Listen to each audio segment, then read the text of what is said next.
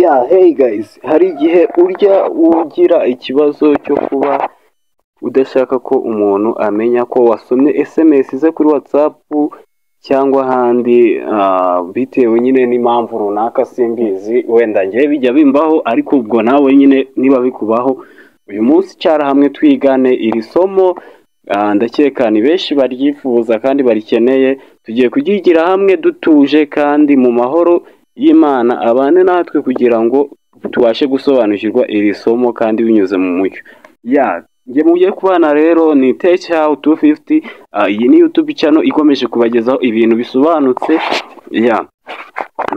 Ibi ngibi rero bikorerwa hehe? N'ubundi muri WhatsApp nyirizina. Musaba wowe mushyashya kuri YouTube channel utarakora subscribe, yikore kugira ngo ibintu birusheho kugenda neza, twihute kandi tujye tubona ibintu bigezweho, kandi ukande kukazogera kugira ngo video nkizeho ujye uyibona mu ba mbere.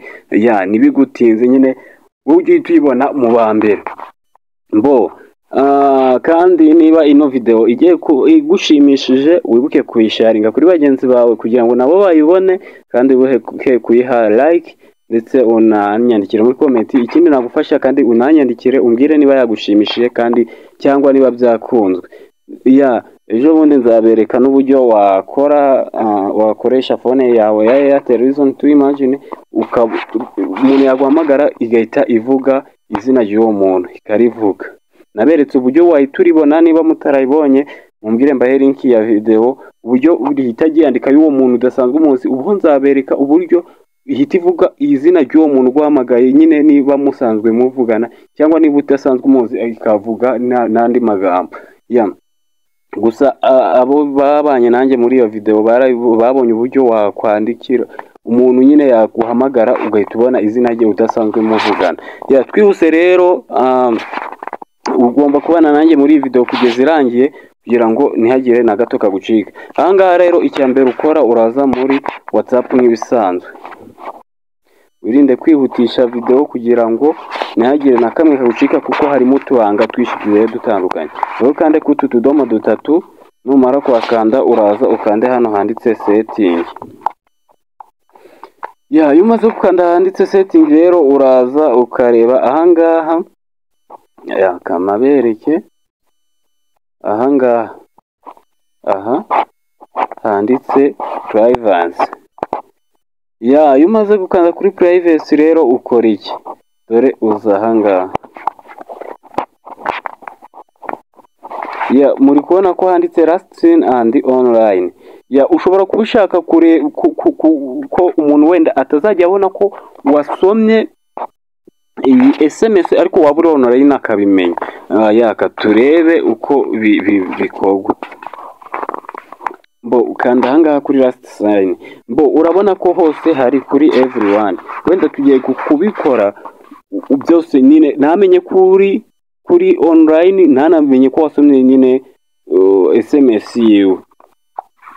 Icyambere ukora, uraza ukande ahangaha, urebe ahangaha hari kuri everyone ngo who can see my last sign. Ni bande bazajya babona ko wasomye SMS zabo.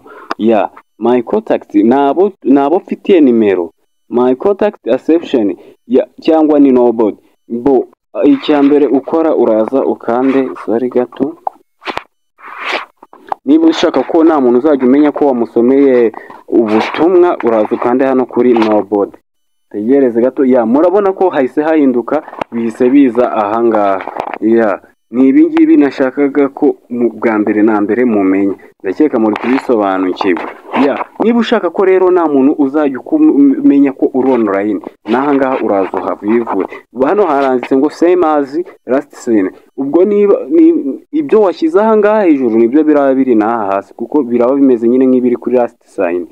Ubwo niba abakubonera kuri ko abasomeye SMS nibo bazajya babona ko uri na online. Twe twahisemo ko nta numwe uzajya ubona ko twamusomeye SMS.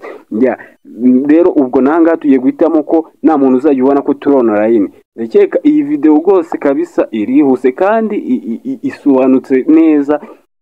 Iri kugaragaza ibintu by'ukuri kandi biririyo. Ndabinginze mwirinde kujya mwihutisha video, kandi mujye mubana natwe, mwibuke gukanda subscribe no kukazogera kugira ngo video yose dushyizeho ijye ihita ibageraho vuba vuba. Ikindi kandi wibuke no gusharinga ino video kuri bagenzi bawe, numara kuyisharinga unanyandikire muri comment wanayirakinze. Tugiye kurebera hamwe kandi kantu k'ubwenge nubwo tutari twagateganyije, niyo mpamvu mabwira ati mwirinde kwihutisha nk'aka kantu nabona nagateganyije ariko katugashyire. Tugiye kurebera hamwe, ushobora kubareba nk'ubu ngubu kuri video kuri WhatsApp yanjye nashyizeho agaki ifoto. Tugiye kurebera hamwe abantu ushobora no kwemerera abantu bazajya bareba ifoto yawe bakamenya nyine, bakaza nk'uku ukaba weho ngiye guke ushobora kuza gucya ino foto ukayibona. Ubu ngiye kubereka uburyo wabikora ikagira nyine abihariye bayireba, cyangwa ntihagire umuntu uzajya uyibona akaba ari we wenyine uyibona. Ukora iki rero? Reka wenda dushyireho sorry gato kanere kwihuta mutavuga ngo nabibye. Uraza ukande hano kuri profile photo, sorry nkizemo tubiri. Uraza hano kuri profile photo, ndakeka muri kubisoma muri kubibona ngaha. Uhakande, urabona naho havivuye kuri everyone who can see my profile photo. Uraza ukande, wenda niba ari ku bantu bafite nimero zawe aribo bazajya babona ifoto yawe bonyine, cyangwa niba ari nta n'umwe ushaka uhitamo aho ushaka. Gusa ngewe ifoto yo nshaka ko bose bajya bayibona. Gusa ushatse nabwo nyine waza ugakanda kuri nobody, cyangwa ugakanda hano kuri my contact, cyangwa n'ahandi nyine hose ushaka. Gusa ngiye nshaka ko bose bazajya bayibona. Ndakeka ibi bintu mwese murabisobanukiwe.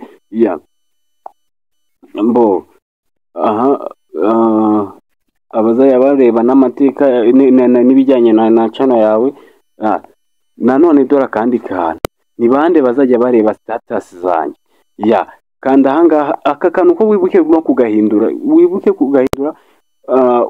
hano hari igihe ushobora gusanga weho kari nk'ahangaha only share with, ngo abo wayisharinzeho, cyangwa my contact description. Ntabwo ari byiza mugashyire hano kuri my contact, ku buryo umuntu wese ufite nimero zawe azajya ahita abona azajya ahita abona contact yawe nako status yawe. Ndabashimiye rero, ndakeka ino video itari irambiranye kandi ni nziza. Ni nziza rwose. Mujye mwibuka nyine ko natwe dukeneye kuzamuka, dukorane kandi mu mahoro ntawe bangamiye undi, ahubwo twese dutezanya imbere. Gusa njye n'ahangaha nababwiye ko online kubimenya byo konda online nabyo ushaka nabikora, buri wese akajya abimenya. Gusa kanere kubihindura njye ndabishimiye kandi murakoze kuba mwarebye iyi video kugeza irangiye. Wewe wayirebye ndagushimiye. Kandi n'abandi murusheho kugenda mutera intambwe mugera ikirenge mu cya bagenzi banyu, kugira ngo turusheho gutera imbere kandi muri rusange. Murakoze.